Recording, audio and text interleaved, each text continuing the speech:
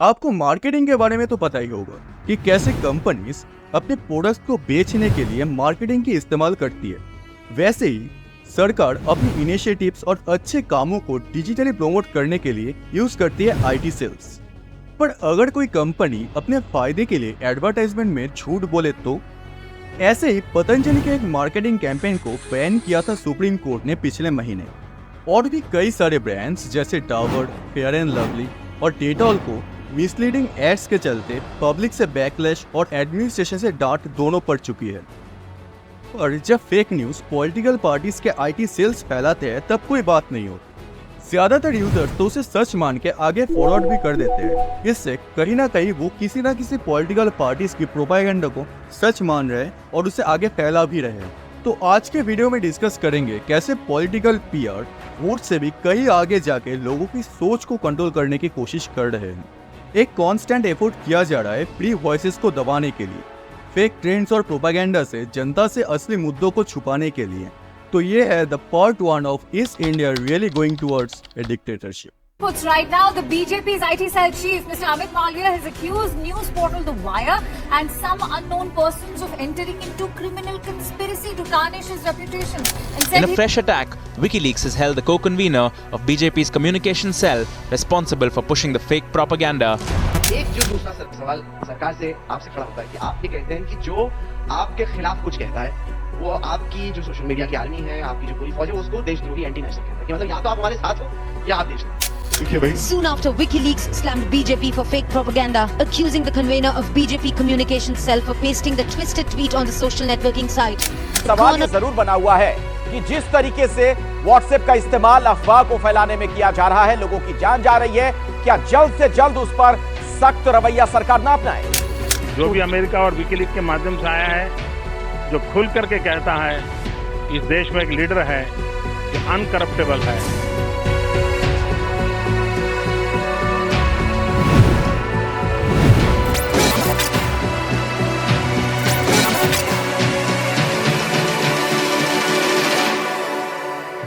इतिहास की तरफ अगर हम देखें तो फेक न्यूज और डिक्टेटरशिप का एक पुराना संबंध है। फेक न्यूज सर्व करती है अथॉरिटी की प्रोपेगेंडा को मजबूत बनाने के लिए। ये 1930s के जर्मनी से लेकर 2010 के दशक में कैमरून में भी देखने को हमें मिला।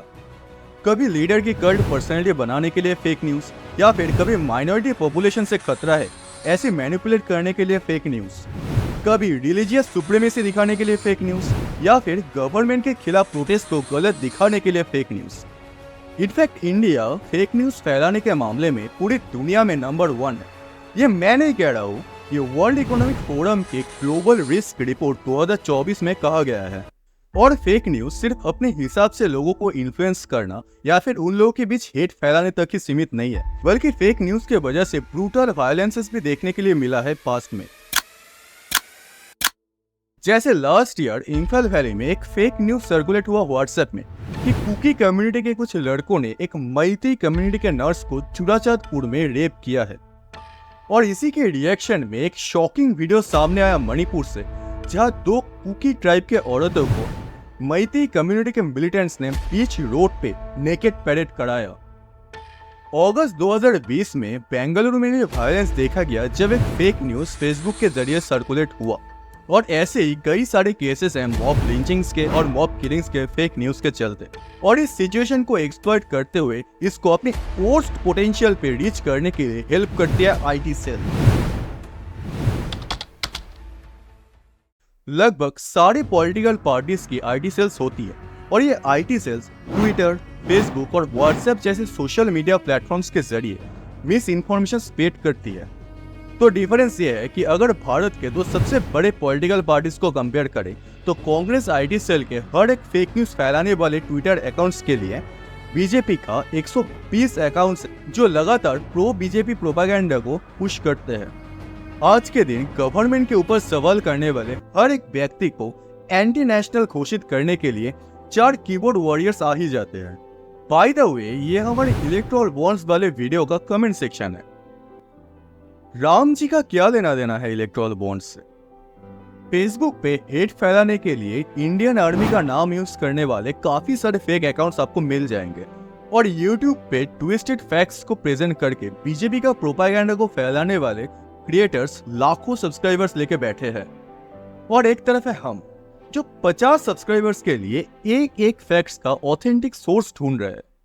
तो फिर ठोक लीजिए, 5000 लौटे दिख जाना चाहिए। और व्हाट्सएप तो अपने आप में एक यूनिवर्सिटी है, जिनके ग्रेजुएट्स के हिसाब से यूनेस्को ने मोदी जी को बेस्ट पीएम घोषित किया है और हमारा नेशनल एंथम दुनिया में नंबर 1 है। यह मैसेज मुझे फॉरवर्ड किया मेरे ही एक रिलेटिव ने, और उसके साथ कुछ ऐसा भी आया था। ओह, तो ये ऑफिशियली आया था। तो ये जो काफी फैला हुआ बिजनेस, ये मशीनरीज चल कैसे रही है और इतने सक्सेसफुल क्यों है? लीडरशिप की अगर बात करें तो बीजेपी आईटी सेल की हेड अमित मालविया अपने आप में एक कल्ट पर्सनालिटी है फेक न्यूज को फैलाने के मामले में। ये अपने एम्प्लॉयज के तौर पे हायर करते हैं अनएम्प्लॉयड यूथ, और वैसे भी देश में टोटल अनएम्प्लॉयमेंट में से 80% यूथ ही है, तो हायर करना उतना मुश्किल तो शायद नहीं होता होगा। ये लोग पैसे के बदले में ट्विटर में हाई कमांड का सजाया गया फेक ट्रेंड्स चलाते हैं, फेसबुक पे कम्युनल हेट्रेड फैलाने वाले पोस्ट करते हैं, व्हाट्सएप में प्रोवोकेटिव फॉरवर्ड सर्कुलेट करते हैं, यूट्यूब पे हर कमेंट सेक्शन पे गंद मचाते हैं। खैर, इनकी एक कोर टीम है 150 लोगों की, जिनका नाम है सुपर 150, जिस ट्रोल आर्मी से पीएम खुद मिलते हैं। एक रेगुलर आईटी सेल के बंदे का शेड्यूल के बारे में रेफरेंस के तौर पे आप ये वीडियो देख सकते हो, link is in the description. इतने मास स्केल पे पॉलिटिकल एजेंडा से लोगों का ब्रेन वॉश करना आज के दिन सोशल मीडिया की वजह से बहुत ही ईजी है। क्या ब्रेन वॉश ज्यादा हर्ष वर्ड लग रहा है? तो ये वीडियो देखो क्विंट की। शायद कोई और भी पॉलिटिकल पार्टी ऐसा कर सकती थी, लेकिन बीजेपी ही ऐसा कर पाई, इसकी एक रीजन है। 2016 में जियो ने इंडियन टेलीकॉम बिजनेस में एंट्री ली, और जिसके बाद इंटरनेट हर घर में पहुंच गया बहुत ही आसानी से। बीजेपी को उस टाइम एडवांटेज मिला रूलिंग गवर्नमेंट होने का, जिससे उन्हें रिक्वायर्ड मनी मिल सका इस मशीनरी को सेटअप करने के लिए, जो कि बेहद जरूरी था उस टाइम पे। ऑर्गेनाइजेशनल स्किल्स तो टॉप नॉच है बीजेपी का, तारीफ तो बनती है। सोशल मीडिया को यूज करके फेक न्यूज फैलाना तो इनसे सीखे। बीजेपी आईटी सेल का इम्पैक्ट सिर्फ डे टू डे ट्रोलिंग या फिर कुछ ट्विस्टेड फैक्ट्स को प्रेजेंट करना ही नहीं है, इसका एक लॉन्ग टर्म इम्पैक्ट पड़ता है हमारी सोसाइटी पे। बात करते हैं इसके बारे में अगले सेक्शन में।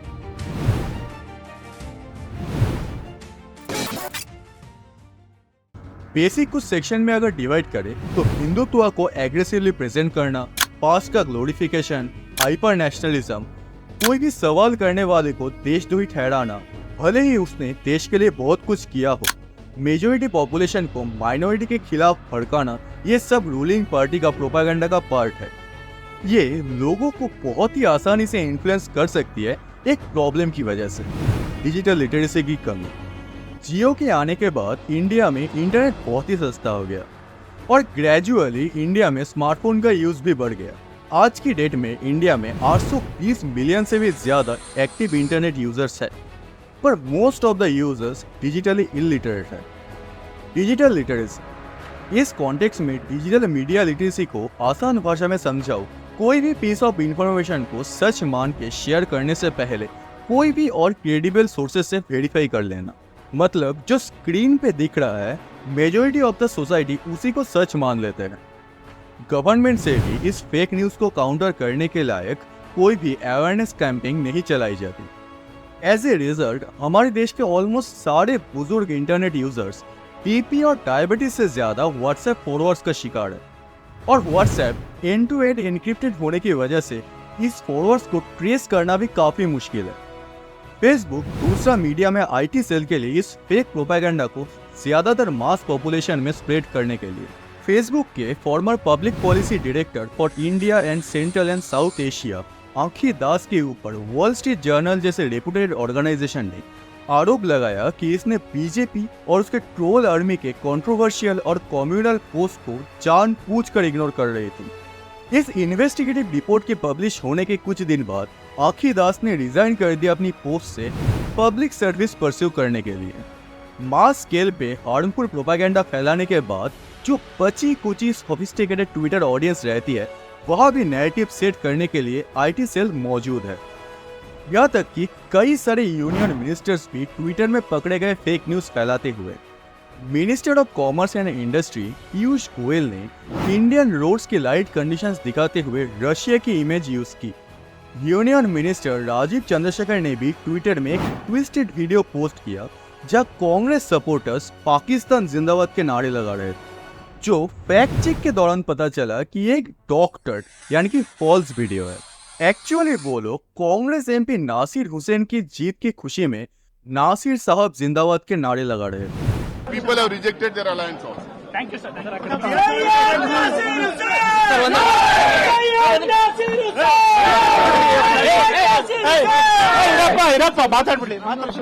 इस ऑलरेडी फिल्थी सिनारियो में आर्टिफिशियल इंटेलिजेंस कैसे आग फैला सकता है, यह हमारी सोच से भी परे है।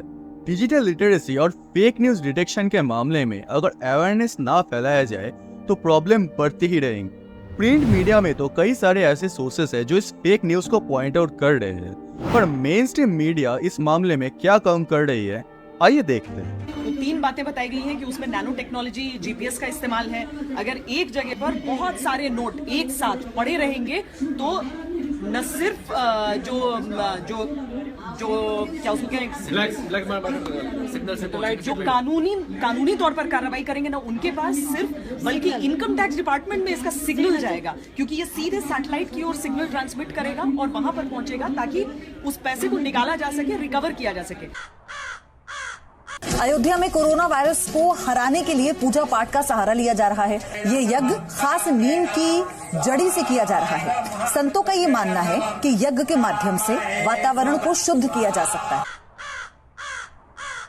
आज हमारे पास जिहाद का एक डायग्राम है। हार्ड जिहाद, इकोनॉमिक जिहाद, हिस्ट्री जिहाद, मीडिया जिहाद, सॉफ्ट पावर जिहाद की फिल्म और संगीत, पॉपुलेशन जिहाद, लव जिहाद, लैंड जिहाद, विक्टिम जिहाद, और फिर आता है डायरेक्ट जिहाद। कुछ भी।